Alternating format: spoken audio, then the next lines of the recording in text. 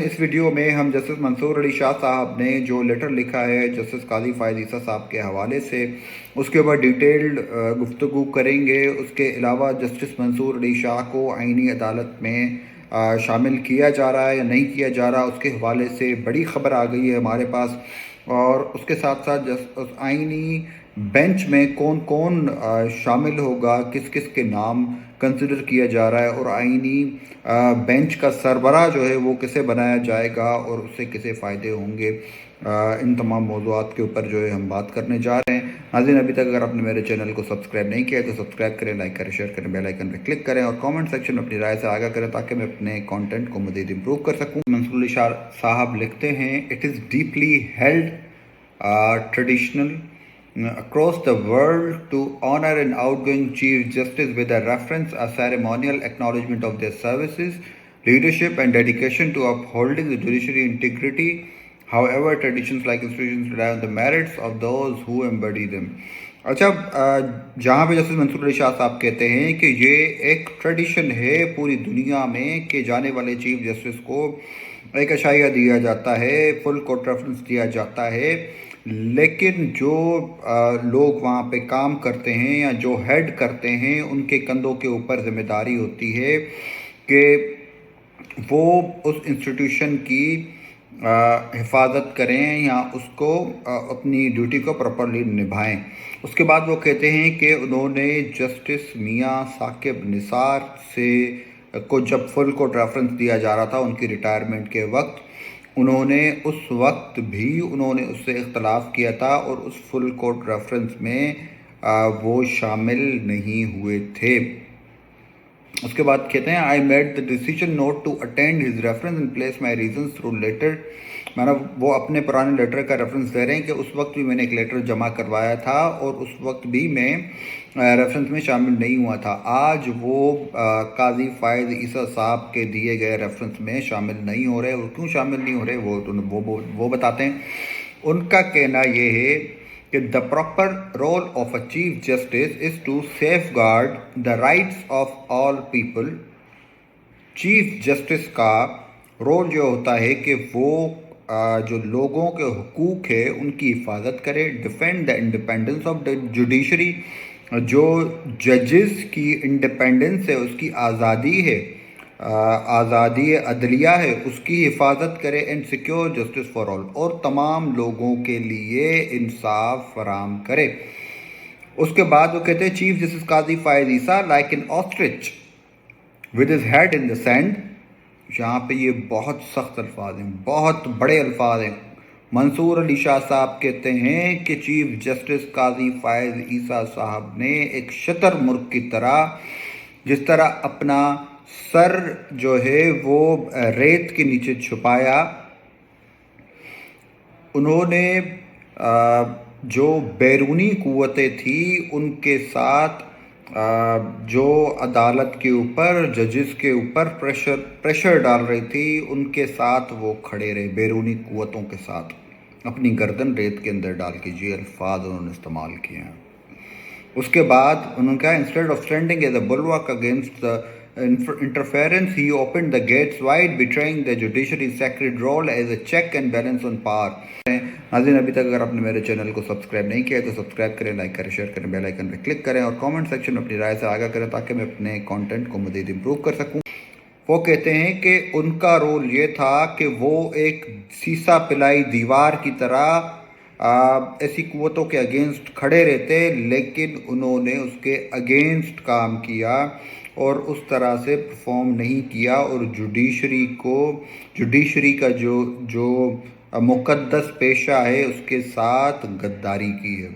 یہ بہت بڑے الفاظ منصور علی شاہ صاحب استعمال کر رہے ہیں ایک آؤٹ گوئنگ چیف جسٹس کے لیے۔ اس کے بعد وہ کہتے ہیں، "He showed neither the courage nor the moral fortitude to defend the judiciary, rather ceded ground to those who sought to weaken the courts for their own gain, thereby compromising the very foundation of the rule of law."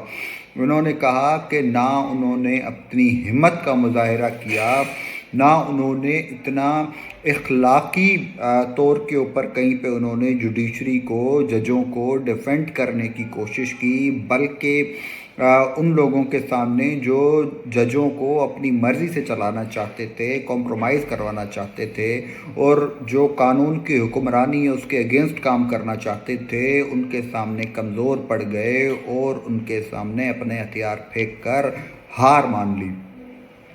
His actions have displayed a blatant disregard for the collegiality and respect essential to the maintaining judicial harmony۔ انہوں نے کہا کہ ان کا جو جس طریقے سے انہوں نے اوورال ان کا کردار رہا ہے، وہ اوورال جو ایک جوڈیشری کا آپس میں تعلق ہوتا ہے اور ایک دوسرے کے ساتھ پیار محبت اور ایک اچھے ماحول کے ساتھ رہنے والا جو ریلیشن شپ ہوتا ہے، اس کو انہوں نے برباد کیا ہے، اس کو انہوں نے خیال نہیں رکھا۔ Through a pattern of self-righteousness, he consistently failed to engage in dialogue and refused to lead with consensus building that in our judicial leadership۔